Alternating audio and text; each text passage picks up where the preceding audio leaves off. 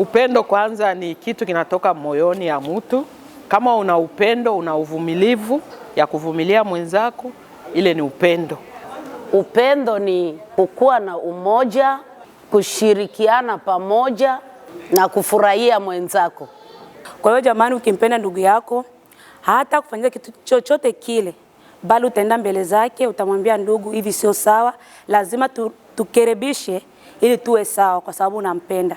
Kwa hiyo hauwezi kuwa na chuki na mwenzako, hauwezi umekea fitina, hauwezi kosa kuwa unamtembelea, kuongea naye, kumchekelea.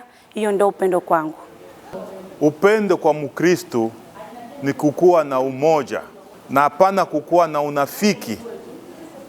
Hata kama unakosana naye, umuoneshe upendo na mlomba msamaha, inaisha na una move on na maisha yako, na unamuasisi wakati wowote na unamjali na usimuabandon.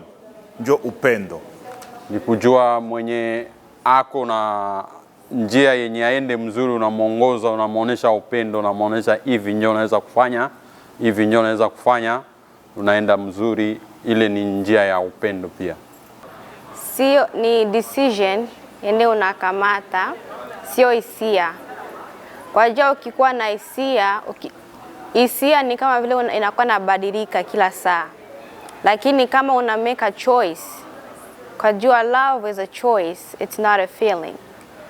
Feelings zinakuwa zinabadilika kila saa, lakini kama una choose kitu, unakipenda, maana yake unakichagua kila siku, au badiliki. Na ndio maana hata una choose kanisa hiyo, au choose kwa jua hisia. Kwa jua ukikuwa na hisia, unaweza kubadilika, unakuwa unabadilisha makanisa. Lakini kama una choose hiyo kanisa, unaendelea kwenda kwa kanisa. Ndo upendo kwangu inamaanisha hivyo.